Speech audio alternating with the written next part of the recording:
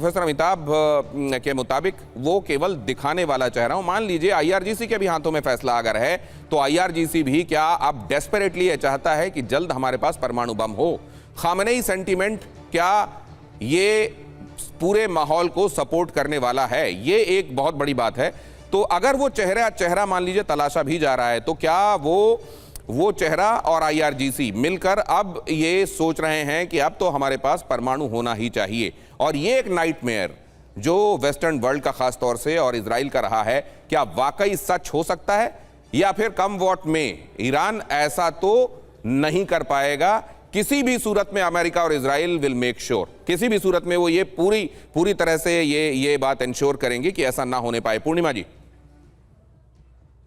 देखिए, इस समय लास्ट 48 आवर्स में एस्केलेशन बहुत ही शार्पली हुआ है इस वॉर में, और एक फ्रेजाइल स्थिति में आ गए हैं, जिससे कि ट्रम्प जी का पहले तो हम ये सोच लें कि क्या ऑब्जेक्टिव था उनका ऑब्जेक्टिव ये था कि वो बिल्कुल फोकस्ड रूप में जा रहे थे अभी इस समय डिग्रेडिंग ईरान की मिसाइल्स को, ड्रोन को, मिलिट्री इंफ्रास्ट्रक्चर को, और वो ये करना चाहते थे प्रोटेक्टिंग यूएस की जो पर्सनल और गल्फ में जो एलाइज हैं उनको प्रोटेक्ट करते हुए।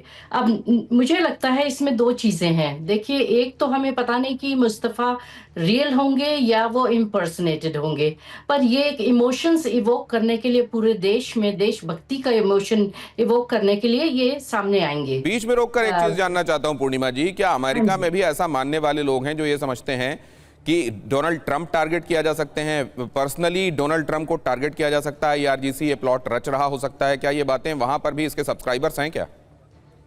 अभी तक तो मैंने ऐसा सुना नहीं है, लेकिन हो सकता है। लेकिन ट्रम्प के पीछे तो even with in the country 2-3 bar assassination के अटेम्प्ट हुए हैं, तो ये उनके लिए नई बात नहीं है। लेकिन इस समय कुछ ज्यादा ही सतर्क रहेंगे वो, और रहना भी चाहिए आई थिंक। और मुझे ऐसा लगता है कि वो उन्होंने शुरू वापस जंग इसलिए की थी कि प्रेशर ईरान पे ये डाले कि भाई नेगोशिएशन टेबल पे वापस आए, लेकिन नेगोशिएशन तो काम नहीं कर रहे। न्यूक्लियर का जैसा आप कह रहे हैं कि मुझे ऐसा लगता है कि ये पहले इमोशन से वो करेंगे मुस्तफा जी को दिखा के, उसके बाद ये कहेंगे कि हम तो बिल्कुल सही रास्ते पे जा रहे हैं। अब एक बात और बताइए मैम, ये जो अभी होर्मुज की घटना के बाद अमेरिका की तरफ से ये जो हमले किए गए हैं, इसको अमेरिका में कैसे देखा जा रहा है? ये प्रपोर्शन में किया गया रिटेलिएशन है या आउट ऑफ प्रपोर्शन किया गया रिटेलिएशन है?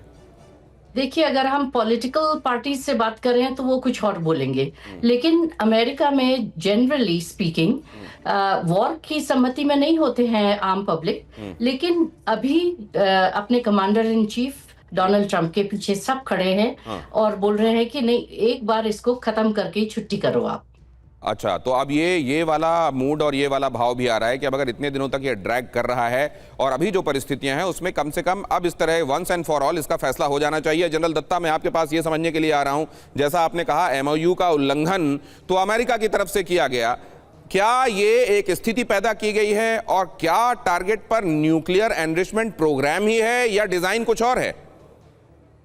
देखिए, ऐसा है कि ओवरऑल जो इंटरनेशनली अमेरिका की इमेज बन रही थी 40 दिन के जंग के बाद, और जिस प्रकार ये blow hot blow cold MOU हो रहा नहीं हो रहा, कौन मध्यस्थता कर रहा है, तो अमेरिका का बहुत सारा रेपुटेशन डाउन हुआ एज अ सुपर पावर।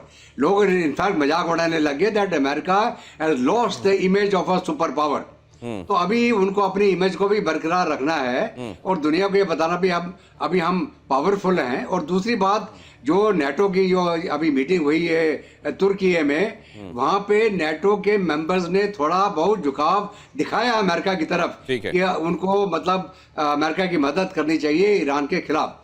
तो हो सकता है कि इन सारी चीजों पे थोड़ा सा इनको और बूस्ट मिला हो कि अभी नेटो भी मेरे साथ आने को तैयार हो रहा है, और वो भी ये मानते हैं कि ईरान को स्टेट ऑफ हॉर्मुज के ऊपर कब्जा करने का हक नहीं है। वो एक वाटरवे है जो फ्री होना चाहिए as per the international law of the seas. तो अभी ये जो सिचुएशन पैदा हुई है, इसके कारण इन्होंने ट्राई किया है कि एक जरा दोबारा दिखाओ कि हम तुमको बुरी तरह से मार सकते हैं। लेकिन अभी जहां तक ईरान का सवाल है, नॉर्थ कोरिया लगातार बोलता चला आ रहा है ईरान को कि आप एनपीटी से हट जाएं। हम भी एनपीटी में 85 में थे, 2003 में एनपीटी छोड़ दिया, हमने अपना न्यूक्लियर बम बना लिया। और अगर आप अपनी सेफ्टी चाहते हैं, आप न्यूक्लियर बम बनाएं। तो ईरान को ये एडवाइस तो बहुत दिनों से दी जा रही है और ईरान क्या वो उस पर अमल करने का वक्त आ गया है सर? और क्या मौजूदा स्थितियों में ईरान उस पर अमल कर पाएगा, खास तौर से जब इजराइल और अमेरिका इस बात पर हेल बेंट हैं कि ये तो बिल्कुल नहीं होने पाएगा? ये मेरा अगला सवाल है, लेकर आऊंगा।